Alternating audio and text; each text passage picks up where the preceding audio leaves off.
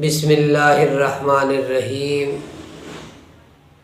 والضحیٰ واللیل اذا سجی صدق اللہ مولانا العظیم۔ معزز سامعین، میں ہوں محمد ارشد قریشی اور آپ دیکھ رہے ہیں میرا یوٹیوب چینل۔ جیسا کہ میں نے کہا تھا کہ ہم اس چینل کے توسل سے حضور علیہ الصلوۃ والسلام کی صورت اور سیرت کے حوالے سے آپ تک اپنی معروضات پہنچائیں گے، تو انشاءاللہ حضور علیہ الصلوۃ والسلام کے والضحیٰ والے چہرے کی اور آقا علیہ الصلوۃ والسلام کے حسن کی بات کرتے ہیں کہ رب کائنات نے میرے اور آپ کے آقا علیہ الصلوۃ والسلام کو کتنے حسن سے نوازا ہے۔ ایک بہت ہی خاص واقعہ ہے جو میں آپ کے سامنے پیش کرنے لگا ہوں۔ انشاءاللہ آپ سنیں گے تو آپ کو ضرور لطف آئے گا کہ اللہ تبارک و تعالی نے ہمیں وہ نبی عطا فرمایا ہے کہ جس نبی کا امتی ہونے کے لیے پہلے نبیوں نے بھی دعائیں کی۔ تو جاتے ہیں ہم اس واقعے کی طرف۔ سرکار مدینہ صلی اللہ تعالیٰ علیہ وآلہ وسلم اپنے حجرے سے باہر نکلتے ہیں، اور اس واقعے کو امام زرقانی رحمۃ اللہ علیہ تعالیٰ نے لکھا ہے۔ آپ اپنے گھر سے باہر نکلتے ہیں، جاتے جاتے ایک میدان کے اندر آقا علیہ السلام پہنچے۔ وہاں پر وفد طارق رکا ہوا تھا، ان کے اونٹ چل رہے تھے۔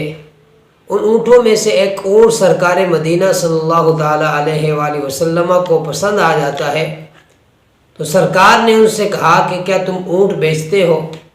انہوں نے کہا جی اونٹ بیچتے ہیں۔ اب سودا ہو جاتا ہے۔ حضور نے فرمایا میں کوئی تجارت کی غرض سے نہیں نکلا ہوں، میں مدینے جا کر اس کی قیمت تمہیں بیچ دوں گا۔ اب سودا ہو جاتا ہے، حضور اونٹ لے کر آ جاتے ہیں۔ جب ان کی آنکھوں سے اوجھل ہونے لگے تو ان میں سے ایک نے کہا کہ یار آپ انہیں جانتے ہیں؟ اس نے کہا میں تو نہیں جانتا ہوں۔ دوسرے سے کہا، اس نے کہا میں بھی نہیں جانتا ہوں۔ چونکہ جب کسی کو چیز ادھار دی جاتی ہے تو یا آپ اسے جانتے ہو، یا تو کوئی چیز گروی رکھی جاتی ہے اور یا درمیان میں کوئی ضامن ہوتا ہے، تو یا آپ نہ ان کو جانتے ہیں، نہ کوئی چیز گروی رکھی ہے اور نہ ہی درمیان میں کوئی ضامن ہے۔ تو ایک نے کہا بس میں تو ان کے چہرے کو دیکھتا رہ گیا، اور ایک نے کہا کہ جب وہ باتیں کر رہے تھے تو ان کے منہ سے نور نکل رہا تھا، میں تو بس انہیں دیکھتا رہ گیا۔ اور ایک نے کہا میں تو بس ان کی زلفوں کے پیچو خم میں پڑا رہا۔ تو بس ایک نے کہا کہ تم اس کے حسن میں ڈوب گئے اور تم سے وہ قیمتی اونٹ ہتھیا کے لے کے چلا گیا۔ جب یہ بات کی تو قافلے کے سردار کی بیوی، اس نے خیمے کا پردہ سلکایا اور اس نے کہا انا ضامنۃ لثمن جملکم لا یحضر بکم۔ اس نے کہا خبردار اس ہستی کے بارے میں کوئی بات کرے، اگر اس نے اونٹ کی قیمت نہ دی تو قیمت مجھ سے لے لینا۔ اب ان سب نے اس سے کہا اس کا مطلب ہے کہ تو انہیں جانتی ہے؟